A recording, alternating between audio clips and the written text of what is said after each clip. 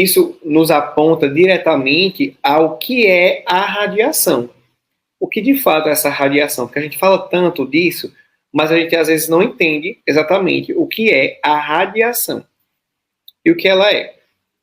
Tudo é formado por átomos, certo? Vou dar aqui um grande resumão. Não é uma aula de física, não se preocupe, nem de química. Mas aqui é um grande resumo para a gente poder entender o conceito de verdade de algo que é tão novo para a gente entender a prática. Então, nós temos os nossos átomos e eles são compostos, né, no núcleo, eles têm no seu centro um núcleo. Dê aqui um zoom nesse núcleo. E o núcleo é formado por prótons e por nêutrons. E lembra que eu falei ali naquela imagem atrás da tabela periódica que o número de prótons determina ali aquela massa, né? Aquele númerozinho que estava ali no canto. Então, se eu aumento o número de prótons, né? Consequentemente também aqui dos nêutrons, mas dos prótons principalmente, eu estou aumentando o tamanho deste núcleo. Então, este núcleo, quanto maior ele for, mais instável ele é. Como assim, Jonas? Dá um exemplo para você. Se eu boto uma caixa isolada no chão, ela é estável, né? Uma caixa ali pesada, ela é estável. Ela não vai virar sozinha, né? Ela é estável. Mas se eu começo a colocar várias caixas, uma em cima da outra, se não estiverem bem equilibradas, bem encaixadas, elas podem cair. Então, elas estão instáveis. O núcleo de um átomo é da mesma forma. Então, esta instabilidade do núcleo é o que torna o elemento radioativo, né? Essa instabilidade. Então, a radiação é o núcleo atômico que é instável e emite a radiação.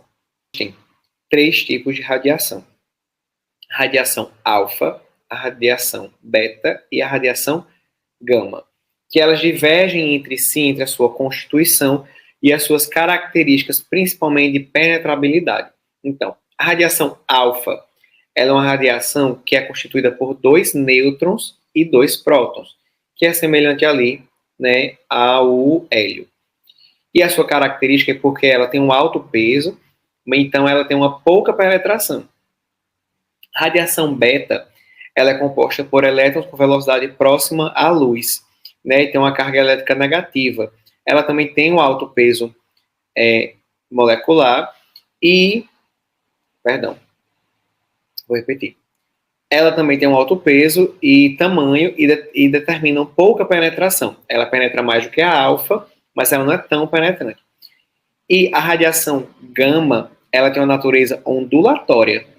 Então, ela não tem mais aí uma massa, ela não é mais composta por massa, e sim uma natureza ondulatória, e ela tem um alto poder de penetração.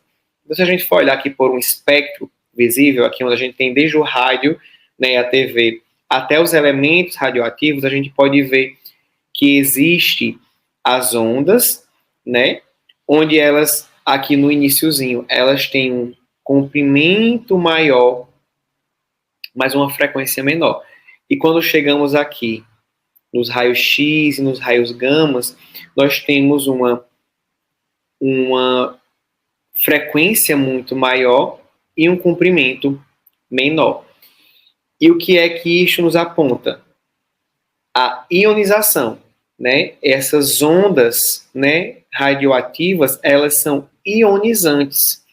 E está totalmente interligado ao nosso tratamento radioterápico. Trazendo para vocês aqui uma imagem mais clara, está aqui os raios alfa, que eles têm não tem uma alta penetração. Os raios beta, né, que são aqui mais ou menos. Os raios X, que é o que forma a nossa imagem, né, tem aqui o aço por trás. E os raios gama, que são os mais penetrantes de todos, né, conseguem inclusive atravessar o aço.